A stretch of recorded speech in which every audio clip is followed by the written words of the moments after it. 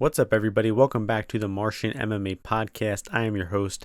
I am the Martian, also known as John, and this week we're going to be breaking down the UFC Apex card going down this Saturday, headlined by Virna-Jandiroba taking on Amanda Lemos in an all-Brazilian women's strawweight showdown in the main event, along with 12 other fights here combined, and we're going to be talking about those here in just a second. Coming off of last week's card in Denver, the Namajunas versus Cortez card, just a really bad week of reads all around for me. I didn't really plant my flag on a ton of spots, but the few I did just did not come to fruition. Drew Dober money line and Josh Frem money line. Damon Blackshear, put some faith in him that didn't really come through. Just bad week of reads all around, just a lot of bad predictions, no good bets, all the long shot prop stab miss, just overall just a really horrible week in predictions. Not much else to say other than that. I predicted the women's fights well, Namajunas and Jasmine Jasdavidius. The only real takeaway I have is that I was correct about the Fatima Klein taking the fight, for no reason, and it being a complete waste of her time and her career. So I feel vindicated about that, but, that doesn't cash tickets, that does not cash any bets there. So not a whole lot to say about last week, and I think we're just going to get into these fights this week without killing too much time. This week's card looks really good, man. There's all competitive lines. The biggest favorite on the card is minus 227. So pretty much all 12 fights are really competitive lines, and I think a lot of these fights could go either way, and I have a lot more sides that I like in these fights and just angles this week that I'm feeling better about. So hopefully we get a good bounce back week this week, and let's just get right into the first fight in the heavyweight division. Muhammad Usman taking on Tavares-Peterson. Odds for this one have Usman as the slight favorite, minus 130. Tavares-Peterson coming back slight dog, plus 110.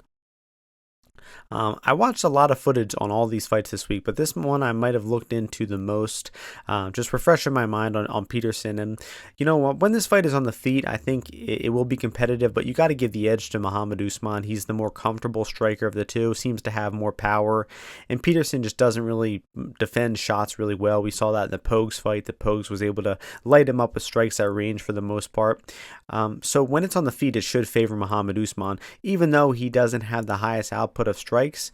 But the biggest potential for like a clear victory here, I think, is Tavares-Peterson wrestling his way to a win here. And he does have a solid wrestling arsenal, uses a lot of single leg takedowns that should get his opponents down. And we haven't really seen Muhammad Usman tested by a wrestler. He really hasn't had too long of a career. You can go back and he got submitted by an opponent back in PFL, but he actually got dropped with strikes before that. So it's really hard to see or to predict how Usman's going to react to these takedowns here, but him just being, a big, fat, slow heavyweight, I imagine he's not going to do too well if put on bottom here. So considering we don't know how he's going to react to those takedowns, I think you can't be laying juice on Usman here. Even if he gets his ideal fight, a striking fight, I'm not convinced that he wins this fight super easily. So I think it's Peterson or pass here. Usman's goes to distance lines have been pretty good throughout his career, but this one I think is a little too juiced at minus 190. I'm not interested in betting that. I think the only angle here is looking to play Peterson at plus money.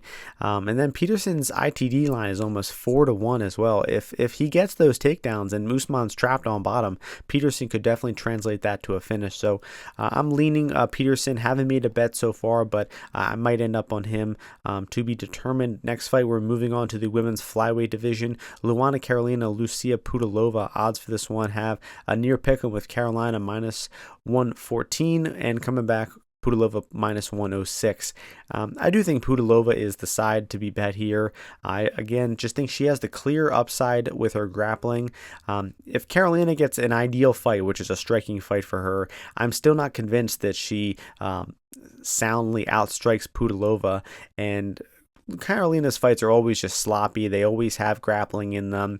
She's been doing okay defending grappling lately. She has won 2 fights against women who have been trying to grapple her, but I think that Pudilova is a little bit more functional with her grappling than Stoliarenko and Petrovic. And Carolina in those fights still made a large amount of mistakes and was still put in a lot of bad positions. And I think Pudilova is going to likely hit some takedowns here, keep her on bottom. And even if it's on the feet, I don't think Pudilova is helpless. She's got a bad record, Pudilova, 14-9. I think she's like 1-6 in her past 7 UFC fights or some shit like that. So I think that's why this line might be a little inflated, or we might be getting a little bit better of a price on Pudilova just because her recent record is so bad. If you look at her record, seeing 1-6 in her past 7 UFC fights. That's horrible. Some people might be just going with Carolina just because she's on a win streak and it looks better on paper. But I think Pudilova is a better fighter. She's only 30 years old. She got out of the UFC. She came back, and I think she's improving still. So I'll be going with Pudilova here at a near pick-up price. I think she's worth a bet, around to win a unit or a little bit more. And I think she will wrestle her way to a victory here, probably a decision for Pudilova. Although when she got on top of Wu Yanan, man, she was throwing some vicious ground and pound. So I just think Pudilova is going to make the top control count. She might hit some back takes. She might throw some good ground and pound here. And I think she's going to use her grappling to beat Carolina here. So I like her in this spot. And we're moving on to the lightweight division. Radzhabov taking on Choi-Algeo here. Another near pick'em fight. Loic as the -115 slight favorite. Trey coming back -105. Trey is definitely the market popular fighter here. He was I think plus 130, 140 just a few days ago, and now he's bet all the way to near pick'em. So the market is liking Ogden. I'm leaning the other way, to be honest, because if you look at these guys' fights, I mean, Choi-Algeo is a very harmless fighter. On the feet, he is trying to limit distance and exchanges, and even when he gets on top, he doesn't look to pass guard, he doesn't look to land ground and pound. He is completely content with going to decision, maybe looking for a submission late in the fight if his opponent is really gassed. But, I mean, he just had a really easy walk in the park versus Kurt Holobaugh, and he never looked to pass guard or to do anything aggressive at all on top there. So I just think that Radzhabov is the much more damaging and dangerous fighter of the two, and I think early on, Loic is going to give him some trouble. Loic does slow down in his fight, so that is a possible window where Trey could take over if he's able to make Loic work and hit some takedowns in the second and third round to keep top position on Loic. That could be a way I see Ogden winning, but early on, I think Loic is winning. I saw him get taken down in some of his fights versus Al-Sawadi, versus Natan Schultz back in the day, and he does a really good job getting back to his feet. He knows how to get up. He knows how to dig an underhook, use half guard defensively, explode back up to his feet. And even if he gets taken down early on here, I think he's getting back up. And I think Loic is the much more damaging striker of the two. And in the small cage, I just think he's going to, barrel his way in on Trey and land some strikes. While Trey, I just don't think he has the firepower to really deter opponents on the feet. So if Loic decides, I want to land some strikes on this guy, I don't think Trey's going to have a whole lot to stop that. And I don't really rate Trey's takedowns that highly either. So I like Loic here. Small potential that he does slow down, but I think he's going to be a bigger favorite live than he is pre-fight. So you can always look to live bet Ogden if things aren't looking so good. Maybe play Ogden round 2, round 3 sub, because as I mentioned, Loic slowing down is one of the only ways I see him losing. But I like Loic here on the money line. I again think to win a unit a little bit more than that, I think is a safe play on Loic here, and I like him in that spot. We're moving on to another fight in the women's flyweight division. Miranda Maverick-Barbosa. Odds for this one have Maverick -227, Barbosa +192. Maverick is never a fighter that I'm enthused about laying juice on. I do think she wins this fight, but I'm definitely not endorsing her at nearly 70% here. Barbosa's debut, I thought that she proved that she's a little bit worse of a grappler. Her wrestling, her control are kind of weaker than I thought, but her striking is actually serviceable for being a woman who really entirely relies on her grappling. So I think it was a solid debut for Barbosa, and I do just think that Maverick is going to probably end up on top a little bit more often here. I saw some sloppy things in Barbosa's fight versus Caracada where she had position and she lost it, or she was sloppy at times. And I think Maverick is going to take advantage of that, end up on top more often here. And she's much more experienced, Maverick. I mean, this is probably your 10th fight in the UFC. Barbosa's only her second. Exactly, 10th fight for her. And just the women she's lost to, Barber, Blanchfield, Jazz Davidius, those are pretty solid, top 10 10 women at flyweight. I'm not ready to put Barbosa in that same conversation yet.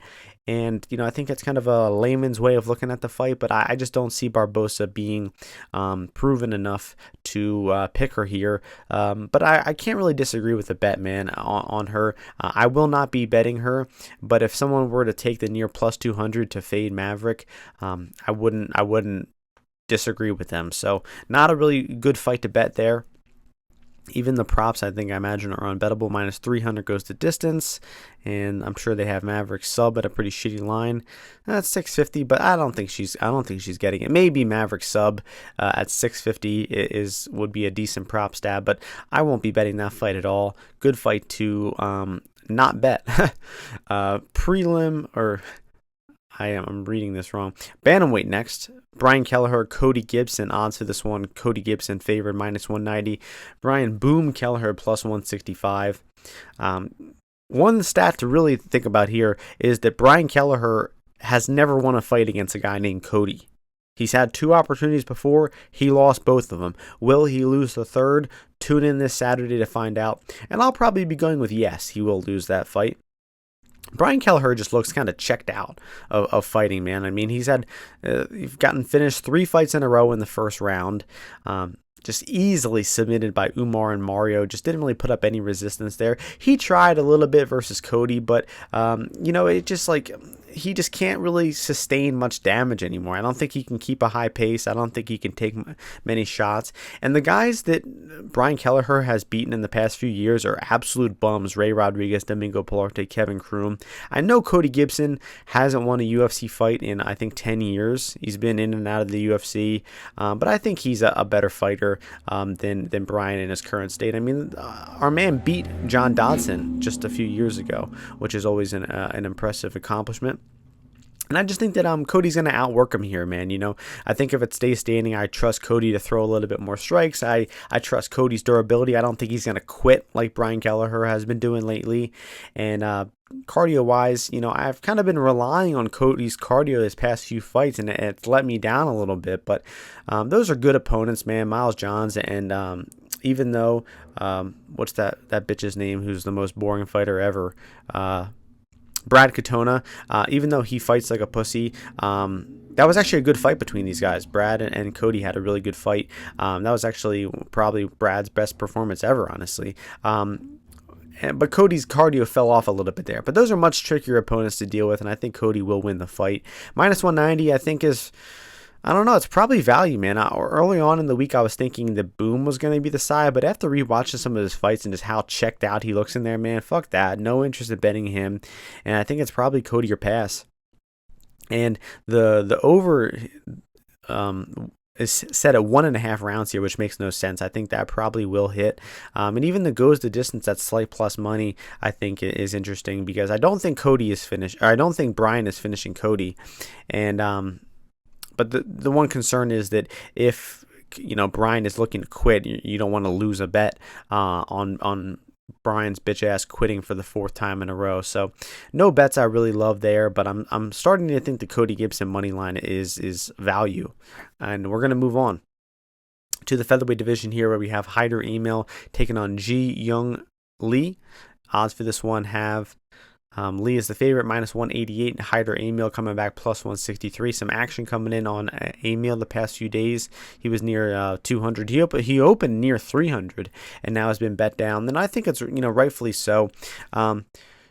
Lee gets pushed against the cage a lot, right? His past few fights, he's gotten pushed against the cage and then he separates, he lands a big few strikes, he hurts his opponents, and he's stolen some rounds and won that way. But the Yi Zhao fight, extremely close. I actually thought he lost that fight. And the Blake Bilder fight wasn't really close because Blake Bilder didn't land like any damage in the fight, but it still was an unimpressive performance. Lee hurt him in the first round. He ended up on top of the second and third round, but he somehow just looked really underwhelming. And this guy just doesn't know how to defend against, being pushed against the cage. His footwork isn't good enough to stay off the cage. And then his clinch and his defensive grappling isn't good enough to get off of the cage. So it's not like Hyder Amil is a cage control expert, but this guy is just a fucking madman, to be honest. I mean, Haider Amil fights like a crazy possessed man, and he just goes at you the entire time. He doesn't give you an inch of space. He throws strikes. He's very reckless. I mean, he's there to be hit, but if you don't, put him away early, there's a good chance that he's going to drown you out late because he has great cardio. He throws a ton of strikes, and he just doesn't let his foot off the gas. So early on here, Lee he does have pretty fast hands. He might catch Amil and possibly drop him or even knock him out early on, but if this gets out of the first round and we start to see it extended, I think there's a good chance that Amil's cardio, his aggression, his output takes over as the fight goes on. And this is just going to be a wild fight, man. With how reckless Amil is, I have a hard time thinking that he's going to avoid getting hurt here. And then with how Lee doesn't really have a good way to stop opponents from coming at him, I think there's a good chance that Amil can put some damage on him late. So I think either guy could finish one another here. I do see this fight finishing. The under 2.5 caught my eye at -125. The fight end is inside the distance. Actually, just got bet within the past few hours. I'm not gonna take that as of right now. The one concern I have for the fight going the distance is that if Lee is able to hit some takedowns in the later rounds and just stay safe on top like he did versus Blake Bilder, that could lead to him winning a decision. We did see Amil briefly get controlled, even for periods of time, versus the bum he just fought, Fernie Garcia. His one fight, Gibbs, I think the guy's name is Gibson, Chase Gibson in LFA. He took him down and got a back take on him, almost choked him out. So I do think Amil is susceptible to being controlled by guys. So yeah, man, that's just a great fight. I don't really have a clear betting angle as of now. I'm definitely leaning Lee early or Amil late.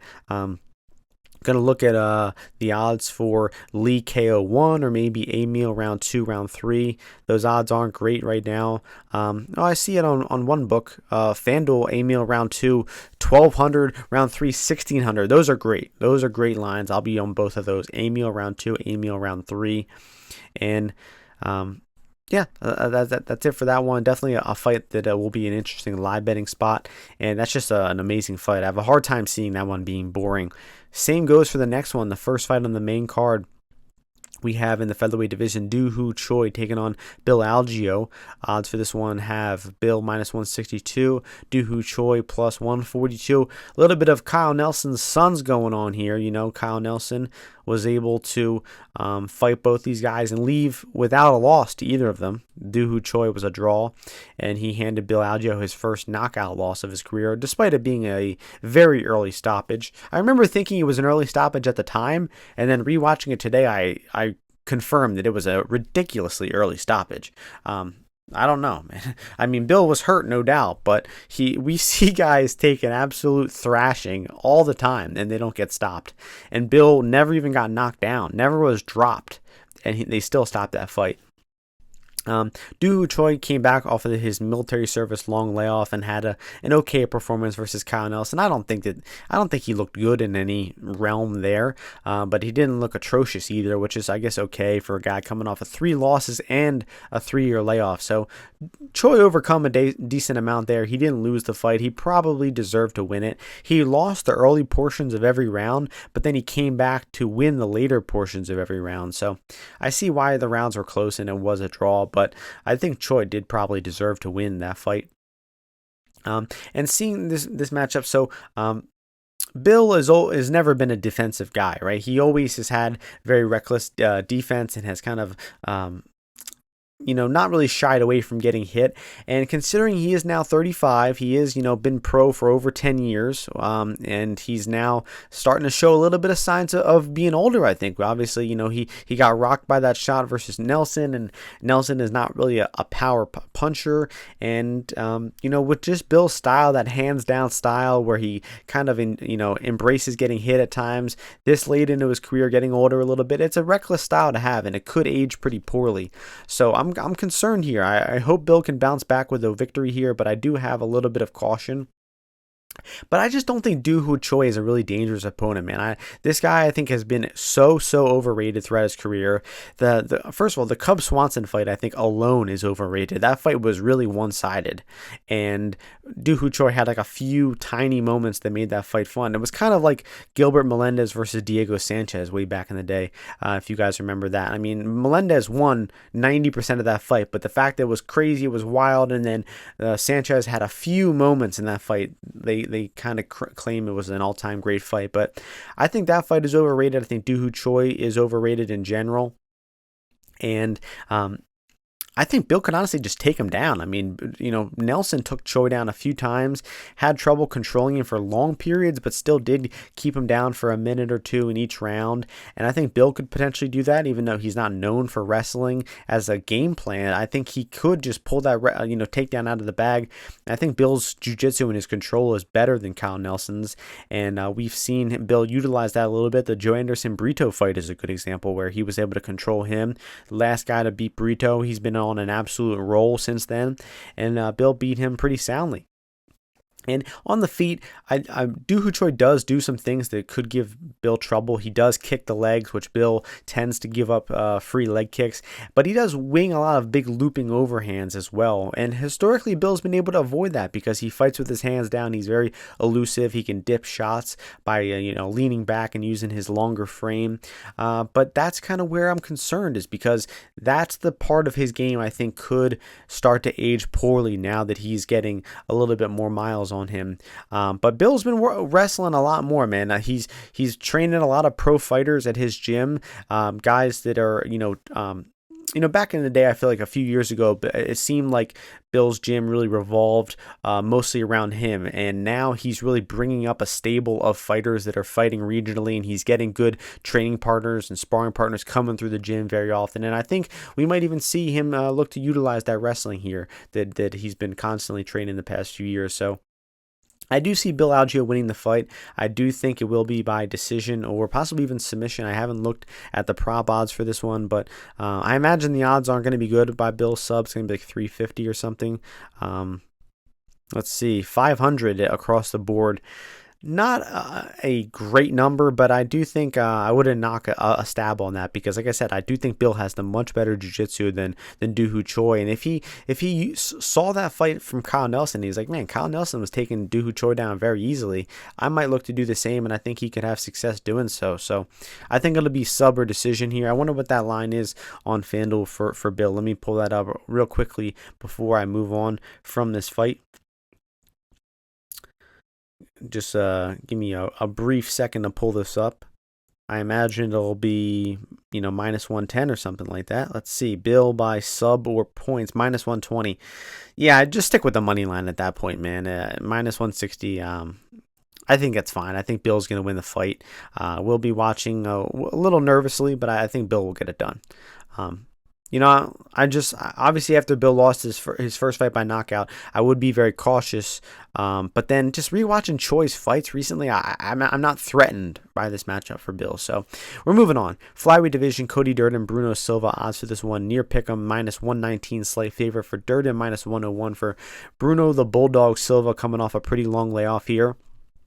I got Bruno in this fight, man. It's a 16-month layoff, but I got Bruno here, man. He's training at fight ready. He's steadily improving. I think Bruno is the better striker by a small margin. I think his defensive grappling is really good. I mean, he got taken down by Tagir a few times and did really well getting back up to his feet. I mean, if you compare the two fights versus Tagir, I know Tagir has gotten a lot better in the past few years, but Tagir sunned Cody Durden in that fight, man. I mean, he outstruck him, he outwrestled him, he submitted him. He was the far superior fighter, grappler there. And Bruno Silva and Tagir went toe to toe, and I actually think Bruno has a good case to win that fight via decision. And I just think Bruno is better, man. I think he's a little more dangerous on the feet. He has great submissions if it comes to they're trading back and forth on the ground, and Bruno's cardio a little up in the air, I would say, right? Because he didn't exactly look great in the Tagir and Dvorak fights later on. He even got submitted by Khalid Taha back in the day in his UFC debut, which is a bad look in retrospect because Taha just fell off a cliff after that. But I just think Bruno is the better fighter at this point, man, and I'm going with him at a near pick'em price. I've been a pretty big fan of Cody historically, but I just don't think that he fits the same mold of the guys that he's been beating. You know, Bays, Moda, Johnson, Hadley, those guys all get stuck on bottom pretty easily. Except Bays, who we just blasted with punches in 60 minutes. But Moda, Johnson, Hadley, he won those fights by, cruising in top position for the most part. The Hadley fight had some close moments, but I just don't think Bruno is going to give up top position that easily. And I think Bruno is going to, just turn this into a dogfight. And I trust him a little bit more. I think he's got the higher ceiling of the two at this point in their career. He's coming off a long layoff. He's a little up there in age, but I'm going with him to win the fight, man, and I like him here for a bet. Again, same thing. I would go a little bit more than a unit here, maybe to win 1.5 units. I mentioned Pudilova, Loic. I like both those guys, but I think I'm a little more confident in Bruno the Bulldog here to pull off the victory. I like him in that spot. And we're going to move on to the next fight, which is in the lightweight division. We have Kurt Holobaugh taking on Kelleher-Gibson. Odds for this one have Kruschewsky minus 135, Holobaugh plus 115. Kruschewsky's a interesting name for a Brazilian guy, right? Interesting last name. Kanan, fairly common. I guess he maybe had like a Brazilian mother and a Polish father or something. Is there some Polish influence of people in Brazil that I don't know about? Who knows? Drop a comment to give me a history lesson. Anyway, going into this fight, I'm thinking, man, Kurt Holobaugh looks so terrible in his last fight versus Choi-Algeo. I wouldn't want to bet him, and I might just bet Kanan just by default. But then rewatching their fights, I thought Kanan looked terrible, man. I honestly think this guy's striking is just offense, right? I mean, he just pumps out straight offense, and he does have some crisp punches when he decides to throw them, but I don't think he's really concerned about what's coming back at him. And we saw that exposed a little bit in his last fight when he got, just face planted by Elvis Brenner. But that was not up a weight class. It was a catchweight fight. It was on short notice. Kanan filled in there. So I cut him a little bit of slack for that loss. And it was just a really well-placed punch that caught him. But he just seems like a reckless, defensively void fighter. And I think that Kurt Holobaugh is the much better boxer of the two. Kurt is significantly more experienced, fought at the higher level. And just watching the two of them box, I'm pretty sure Kurt is the better boxer of the two. Even though he's an old boy, even though he's 37, Kanan's no spring chicken either at 33. Now, the one concern is that Kurt's bottom game looked horrible versus Trey. He got taken down easily. He looked horrible on bottom. Kanan doesn't really wrestle much. He did win his Contender Series fight by hitting a double leg, hitting a rear naked choke there. But I think Kurt is going to, even if he gets taken down here, man, I don't think Kanan has that suffocating top pressure that's going to keep him down. And I think what's going to happen is if they actually scramble, I think Kurt's more likely to actually escape, because we saw Kurt get taken down by Austin Hubbard, and then Hubbard looked to pass, he looked to submit, he looked to do something aggressive, and then Kurt was able to get some space and to escape.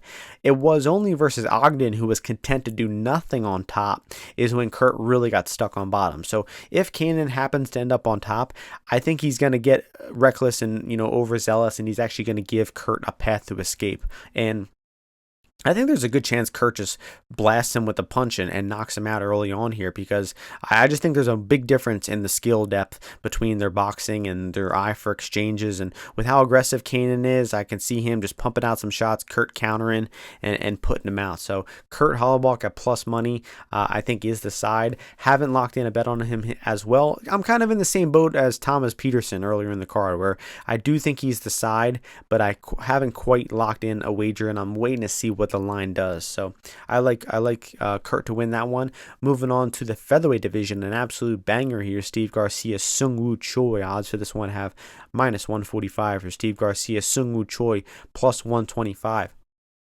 I was looking through their stats for the recent fights, and Seung-Woo Choi in his past 3 fights has been dropped 5 times. And that is over the course of 35 minutes in the cage. He's been dropped 5 times, so once every 7 minutes. Sounds bad, right? Well, Steve Garcia somehow hasn't beat. He's been dropped 6 times. No, excuse me, 5 times in his past 5 fights, and that's only 23 minutes. So he's averaging getting dropped once every 4 or so minutes. So these guys are just extremely reckless, crazy fighters, and there's a good chance this one is just going to be an absolute car crash of these guys going at each other. Steve Garcia especially, man, this guy doesn't know how to strike without going balls to the fucking wall. I mean, he's a crazy, crazy striker, man. He doesn't know how to play it safe. He doesn't know how to fight measured. He just goes at you to kill you. And even when he had Chase Hooper hurt, I mean, just recklessly swinging and winging shots, and eventually did find the finish. And his past 2 fights went pretty similar. He got dropped and controlled in round 1 versus Shea Leon. Came back to drop Shea Leon and finish him in the second round. Got controlled the entire first round versus Mel Costa. Came back to knock him out in the second round. So you better not try to grapple Steve Garcia, because he's going to come back and knock you out. Shouldn't be a problem, because Choi doesn't really look for his own offensive takedowns. And I actually think that Choi is... It's tough to say. I mean, Steve kind of just walks on to his knockdowns, right? Because he's so aggressive, he's so reckless. He just walks into getting knocked down. While Choi kind of gets more systematically knocked down, where he's trying to fight measured. He's trying to fight... safely, but then he just gets dropped anyway. Jarno Aarons hit him with a huge uppercut. Trezano dropped him a few times. Holobaugh dropped him a few times. So, there's a good chance either guy can knock each other out here, right? It's kind of foolish to plant your flag on this fight, because, either way, both guys have significant flaws. The one thing I'll say is I think Garcia... I trust his strength of schedule a little bit more, even though he's fought less in the UFC. I think he's had a tougher run through the regionals, and I think he has the better grappling of the two. I think he has the more grappling upside, Steve Garcia, and I'm going to go with Steve to win the fight, but it's a very tentative pick. And, if either guy knocks each other out in round 1 here, it wouldn't be surprising. And the unders are just massively juiced. It's a 1.5 under, and it's already juiced to -200. The fight going inside the distance is juiced to -500. Maybe at some point, someone is going to do a contrarian take and play the fight to go longer. I think that wouldn't be a horrible idea, but it does seem fairly obvious that these guys are just going to brawl in round 1, and either could drop each other. So I think I'll just sit back and enjoy this one. It's probably going to be a crazy, fun fight, and I don't see a wager that really jumps off the page enough for me to endorse it. So I'll be cheering for Garcia to win, but no real... That'll be my pick to win as well, but no real... conviction behind it as well. So sit back and enjoy that one. We're moving a lot better spots on the card to invest in than that one. Next fight, only fight in the premier division on the card. I think it's the only fight above 155 on the entire card. Oh no, there's a heavyweight in the first fight on the card.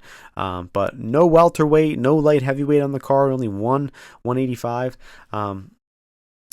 It's Brad Tavares versus Jun-Yun Park, the Iron Turtle.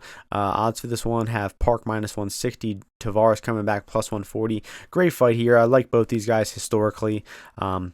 Park, I think, got a little unlucky in his last fight. I thought he should have won that decision, winning the first and third rounds versus Muniz, but it was close, But all the damage in those rounds were done by Park, I mean, sure, Muniz took him down and controlled him for long stretches, but damage is the number one criteria, and Park did 99% of the damage in those 2 rounds, so I don't understand how he lost that decision. A bit unlucky for him, and... I was a little on the fence on this one, but then I watched some more fights, and I convinced myself that Park is going to be the side here. And it comes down to a few things. So both these guys, when they're striking with one another, have very similar styles. They're both very heavy on the jab, heavy on the calf kick to their opponents in orthodox stance.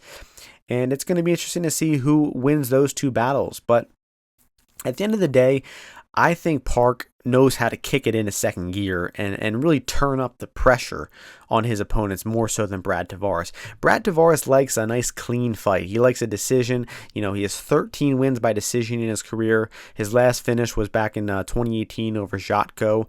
And even before that, I mean, you would have to go back to 2011 to find his last finish. So he has one finish in the past 13 years. So I think that speaks for itself in its own right. But when Brad Tavares just doesn't really push a pace on his opponents, he's very content to just play it safe, win a decision. Think about Chris Weidman. His leg was compromised. Did he ever really turn it up and look for a finish on Weidman? Not really. While Jun-Yong Park knows how to turn it up, he senses that his opponents are slowing down, and he just progressively turns up his activity and his strikes throughout the fights, and that's why he's gotten a few finishes in the UFC. He was coming off of 3 rear naked chokes in a row, and even some of those fights where he didn't finish, I mean, he put beatings on Marc-Andre Berriut and John Phillips and Chukwi in those later rounds, and he just knows how to really turn it up and to seek a finish. And a stat I found to kind of correlate this is Brad Tavares versus Chris Weidman. He landed 71 significant strikes total, and only 29 of them were to the head and body. Only, 40 of his significant strikes were to the leg. So if he had his opponent so compromised to the leg, why doesn't Brad Tavares just let the hands go and look for a finish and look to really put a stamp on wins? Because that's not what he likes to do. He likes to play it safe. So I think Jun-Yong Park is just much more likely to win this fight by a big margin. I think if Brad is winning the fight, it's probably going to be skating by to a 29-28, and I just don't see it, man. I don't see him leg kicking and jabbing Jun-Yong Park to a win here. I think that Park is going to find a way to turn up the pressure. Now, the takedown defense has to be discussed because Brad Tavares has historically tremendous takedown defense. It's 81% throughout his entire career. And he's just been really good at stuffing takedowns and escaping bottom when he needs to. Jun-Yong Park does like to mix in takedowns a bit, but you got to wonder if he's going to be able to get Brad down here with that historical good takedown defense. But the one thing is Brad Tavares does not shoot takedowns. He hasn't hit a takedown. He's hit one versus Israel Adesanya, but it's probably been 2 hours in the cage and he's hit one takedown in that span of time. So, and even if he does, Jun-Yong Park is a good defensive grappler and will work up to his feet as well. So if anybody has grappling upside here, I think it's Park. If anybody has a big margin upside where they really turn up the pressure and try to drown their opponent and break them, I think it's Jun-Yong Park.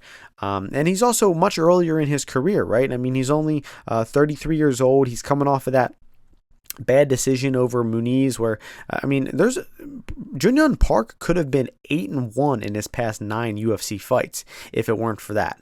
While Brad Tavares is, I think certainly on his way out, just kind of...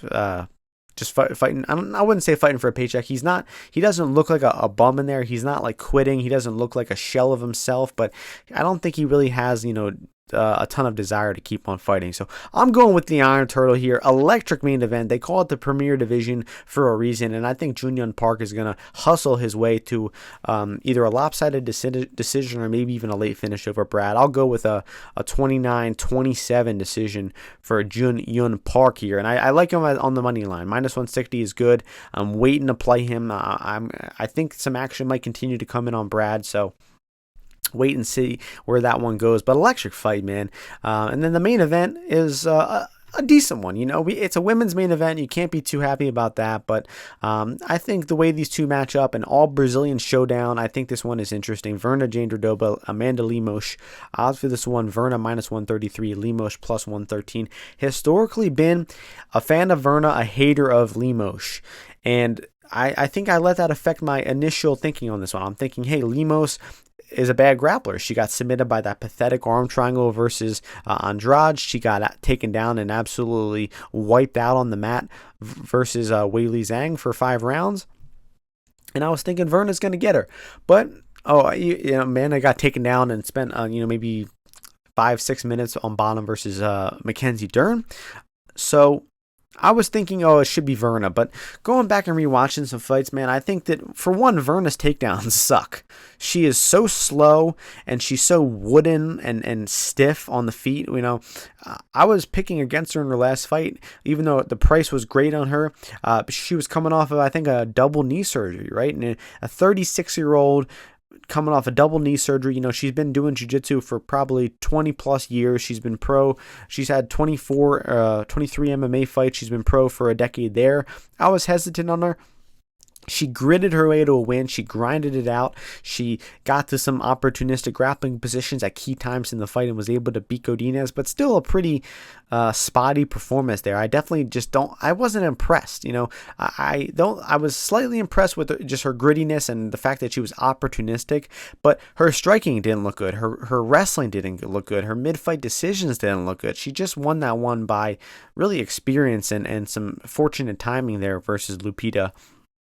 And watching it, Lemos early on, I just think Lemos is going to be tough to track down early. She does have decent movement. She throws powerful strikes, leg kicks. She wings big punches. And Virna just doesn't have anything to get respect from Lemos on the feet. So early on here, if Lemos is evasive, landing some leg kicks, landing some punches, and hurting Virna, wouldn't surprise me. And that's going to flip the live line. It's going to make the live line overreact. Lemos is going to go to a big favorite. But you got to be careful, because at any moment, if Virna gets the fight on the floor, she's going to likely keep Lemos there for the entire round, possibly submit her straight up. And what gave me some pause is Lemos got a kick caught versus Zhang, got taken down 30 seconds in. I think that was, a low percentage outlier thing.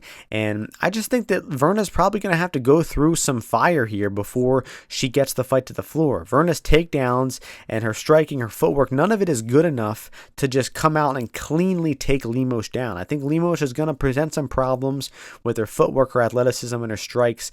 And that's my main take. I'm not sure if Lemos is going to, knock her out. I'm not sure if Lemos is going to be evasive enough to keep that up over 5 rounds. That certainly seems unlikely. But early on, I think that Virna is going to struggle. So I convinced myself not to take Virna before the fight. I actually think Lemos is going to be the side in terms of the pre-fight money line. And I guess I'll go with Lemos to win the fight, man, because my mind changed a good amount while watching tape. I think my initial knee-jerk reaction towards Virna winning was pretty off. So I'm going to just go with my entire read being off, and I'll go with Lemos to win the fight. And they have Jandiroba sub 250, Lemos KO 220. I don't love either of those. But yeah, I'll go with Lemos to win somehow. Because even if you look at the Durden fight, man, she got taken down for 6 or 7 minutes versus Durden, and she still won a unanimous decision there because she did so much damage in the time when she was on the feet versus Durden. And, Durden's a lot more spastic and, I guess, durable, but Virna is there to be cracked, man. I mean, I think that she's going to be a kind of a sitting duck at distance, especially early on when Lemos is fresh. And I think if Virna is winning, it's probably going to be taking over in the second, third, or fourth round once Lemos starts to slow and getting those takedowns. So I would be looking to play Virna live pre-fight. I think it's Lemos or pass, and that's going to do it. I really like this card. The betting spots I like the best are Lucy-Pudilova moneyline, Loic Radzhabov moneyline, Bruno Silva moneyline, and Jun-Yong Park money line. The ones I'm leaning towards but haven't fully committed to are Thomas-Peterson, Bill-Algeo, Cody Gibson, and Kurt Holobaugh. And this fight card just rocks, man. I was talking to Ozzy last week, and I said this card looks great because, like I said, Miranda Maverick's the biggest favorite on the card, and she's not even 70%. So we have 12 competitive matchups, 12 good lines to bet on here, and I like this card, and I think we're going to do good and cash some winners here. And get back on track after a bad week last week. So that's going to do it for this week. Hope everyone enjoys the fights, wins some bets. Thank you all for listening, and I will see you all before the next UFC event next week. Peace out, everyone.